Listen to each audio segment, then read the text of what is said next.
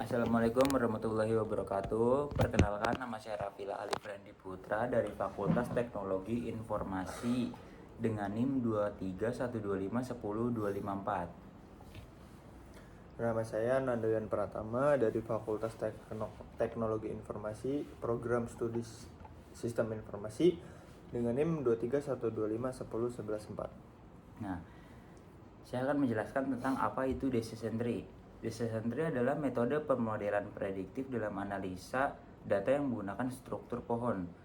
Tujuan decision tree adalah untuk menggambarkan serta membuat keputusan berdasarkan serangkaian aturan dan kondisi. Apa sih manfaat decision tree? Adapun manfaat dari penerapan decision tree. Yang pertama, decision tree memberikan representasi visual yang jelas dan mudah dimengerti. Decision tree dapat digunakan untuk klasifikasi di mana target variabelnya adalah kategori dan regresi dengan target variabel merupakan nilai kontinu. Selanjutnya, decision tree membantu mengidentifikasi fitur atau variabel yang paling berpengaruh dalam membuat keputusan. Decision tree juga dapat mengatasi missing value atau outline karena tidak memerlukan asumsi tentang distribusi data. Yang terakhir, decision tree tidak berpengaruh oleh skala atau jenis transformasi data. Adapun kelebihan decision tree, yang pertama, decision tree mudah dipahami dan diinterpretasikan secara visual. Decision tree dapat mengatasi data yang tidak lengkap atau outline, mampu mengidentifikasi fitur penting dalam data, dan tidak memerlukan normalisasi data. Yang terakhir, cocok untuk klasifikasi dan regresi. Yang terakhir, kekurangan decision tree. Adapun kekurangan dari decision tree, yang pertama, cenderung rentan terhadap overfitting, terutama jika pohon terlalu kompleks, dan efisien dalam mengatasi data dengan banyak fitur. Kehilangan informasi yang relevan saat variabel input memiliki banyak kategori, dan decision tree rentan terhadap perubahan data yang kecil. Yang terakhir, tidak dapat menangani ketergantungan nonlinear variabel. Oke, untuk selanjutnya di sini kita ada data balance scale yang terdiri dari 4 kolom dan satu kelas, yaitu ada L-wake, L-distance, R-wake, dan R-distance. Untuk kelasnya kita ada 3 kelas, yaitu right, left, dan balance.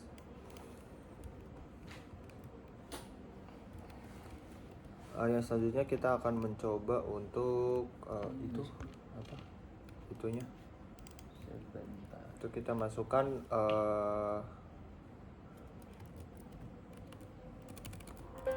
menerapkan Data Excel.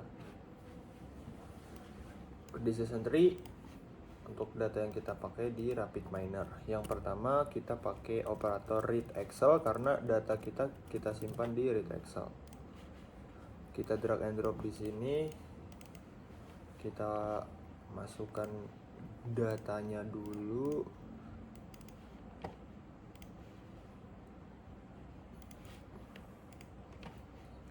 Nah, di sini seperti tadi yang saya bilang ada 4 kolom data, yaitu L-wake, L-distance, R-wake, dan R-distance, dan ada satu kolom untuk kelas yang terdiri dari 3 kelas, right, left, dan balance. Selanjutnya untuk L-wake, L-distance, R-wake, dan R-distance kita menggunakan tipe data integer karena memang semua datanya itu berbentuk angka.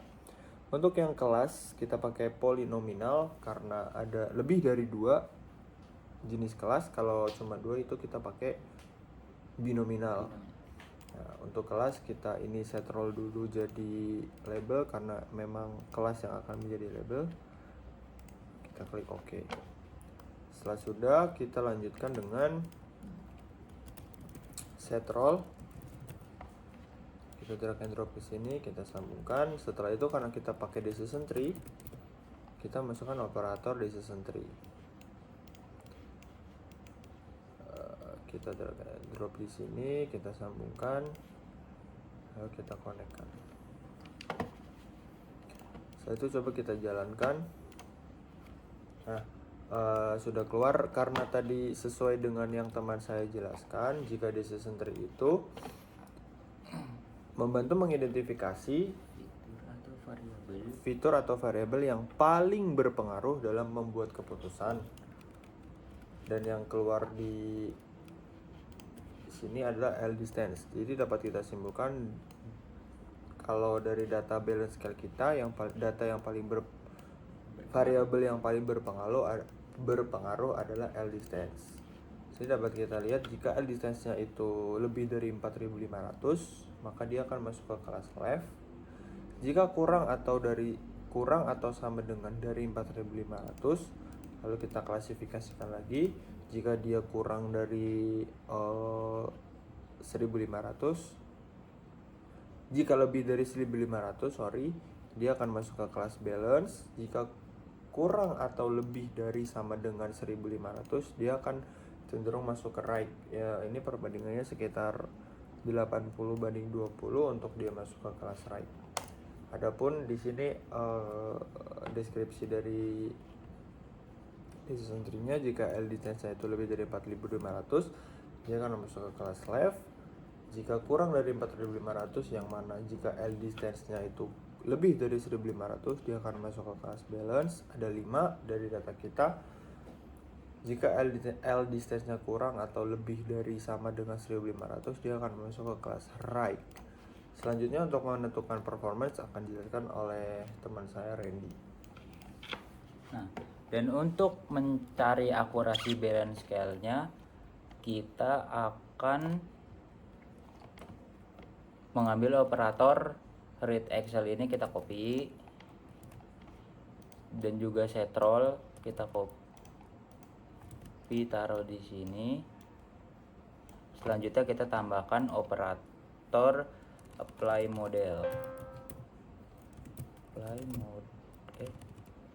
model kita taruh di sini, dan juga performance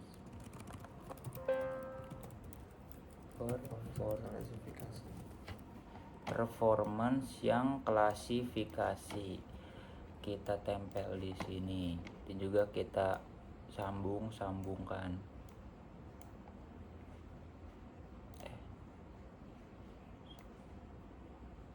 Kita dulu ini kita hapus. Ini apply model kita taruh sini.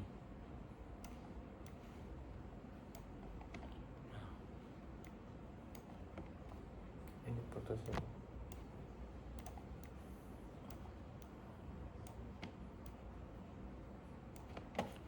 Nah, untuk selanjutnya kita ininya kita putusin dulu. Oke.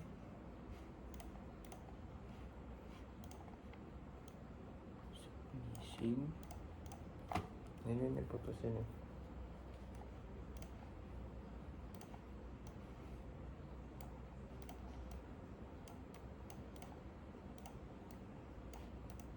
Ininya ada 2 nih setrol.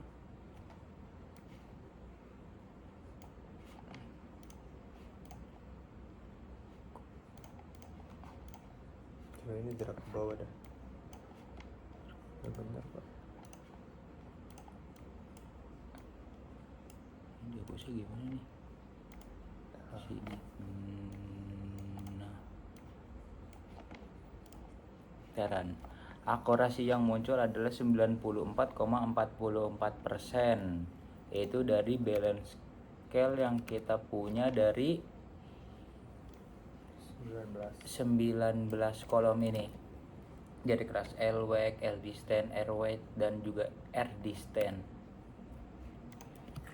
Oke, dari yang teman saya jelaskan, jadi dapat kita simpulkan bahwa jika menggunakan machine learning decision tree, dari data yang kita punya yang terdiri dari 19 kolom dan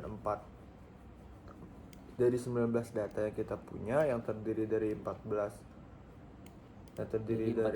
kolom dan 1 kolom untuk kelas yang terdiri dari 3 kelas, yaitu right, left, dan balance. Kita dapat melihat jika akurasinya adalah 94,44%. Jadi dapat kita simpulkan bahwa data balance scale yang kita gunakan itu cukup akurat jika menggunakan machine learning decision tree. Dan dapat kita simpulkan juga jika kita menggunakan decision tree, menggunakan decision tree, variabel yang paling berpengaruh tadi adalah L distance. Dari data yang kita pakai, variabel yang paling berpengaruh adalah L distance. Mengingat manfaat decision tree adalah membantu mengidentifikasi fitur atau variabel yang paling berpengaruh dalam membuat keputusan. Oke.